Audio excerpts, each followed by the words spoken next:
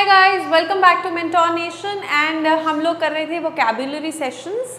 तो टुडे मैं लेकर आई हूँ एक नेक्स्ट पार्ट हमारे वोकैबुलरी सेशन का।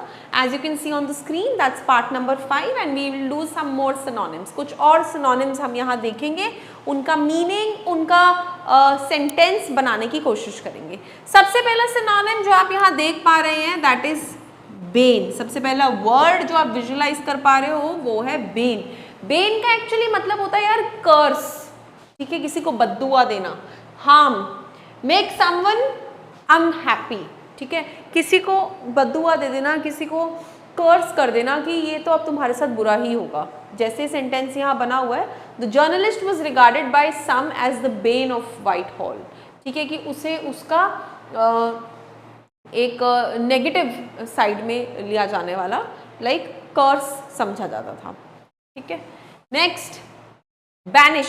बैनिश का मतलब होता है यार वनवास, exile, expel, to send away, किसी को दूर भेज देना, ठीक है, that is the another word, exile is the another word for banish. तो यहाँ पे हम कैसे उसको लिख सकते हैं, she banished the dogs to the basement during the party, उसने डॉग्स को बेसमेंट में भेज दिया पार्टी के दौरान, ठीक है, तो उन्हें अबैंडन कर दिया गया उस पर्टिकुलर टाइम पीरियड के लिए, उन्हें अपने से दूर भेज दिया गया। That is the meaning of banish. Next, किसी को बर्दाश्त करना यार, ठीक है, एक सीमा जिसमें आप किसी को टॉलरेट कर सको, उसके लिए हम और भी वर्ड्स यूज करते हैं, जैसे to bear, to endure, that is to carry on, right. So the old bridge can no longer bear the weight of heavy traffic. जो बड़ा पुल वहाँ पे है बहुत कई सालों से, वो अब उस चलते ट्रैफिक का बोझ नहीं उठा पाता, so can no longer bear, right. तो किसी का बोझा उठाना, किसी को अब टॉलरेट ना करना, that is what you use the word bear for.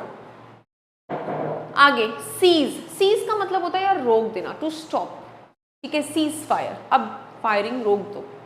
हाँ, इसके लिए हम सिनोनिम्स यूज करते हैं, desist, stop. The company has decided to seize all the UK operations after this year. इस साल के बाद कंपनी ने और होने वाले कोई भी UK ऑपरेशंस को रोक दिया गया है, स्टॉप कर दिया गया है। Then competent. कॉम्पिटेंट का मतलब होता है किसी चीज़ के लायक, एबल। हाँ जी, हर competence as a teacher is unquestionable, कि वो एक बहुत ही बखूबी बेहतरीन टीचर है कि तुम उसे क्वेश्चन नहीं कर सकते, ठीक है जी। Next chest. चेस्ट का मतलब है बिल्कुल क्लियर, सिंपल, कोई उसमें इफ इन बट्स नहीं है, it's as pure and simple as it is. So they must be seen to remain chaste and virginal all the times, बिल्कुल प्योर सिंप्लिसिटी जिसे कहते हैं, उसके लिए ये वर्ड इस्तेमाल किया जाता है। Then consolation. कॉन्सोलेशन का मतलब है सॉलेस और comfort, that means we took consolation from the fact that we weren't the only ones to suffer, कि हम ही इकलौते नहीं थे जिन्हें परेशानी हुई, करेक्ट। सो हमें इस चीज़ से राहत है कि हम ही अकेले नहीं थे जिनको ये सब परेशानी का सामना करना पड़ा, राइट। सो अगर मैं इसका हिंदी मीनिंग निकालूँ ना, तो एक्चुअली इसका मीनिंग होगा राहत, ठीक है। सॉलेस और कंफर्ट इसके साइनोनिम्स हैं। Then convict.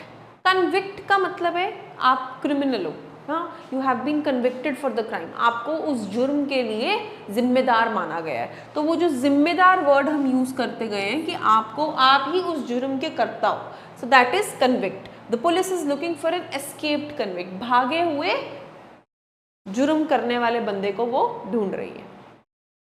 Then candid. Candid से अगर समझेंगे आप तो उसका बहुत अच्छा मीनिंग होता है आउटस्पोकन, मतलब बिंदास बोल देने वाला।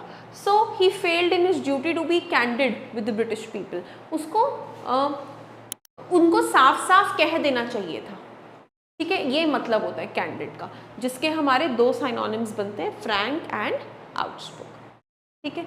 मैंने आपको हर वर्ड का यहाँ पर मीनिंग बताया है, हर वर्ड का सेंटेंस और हर एक की हिंदी एक्सप्लेन करी है। आई होप ये वीडियो आपके काम आएगी और आप इसको और अच्छे से समझ पाएंगे। Thank you so much guys for watching my lecture, that's all.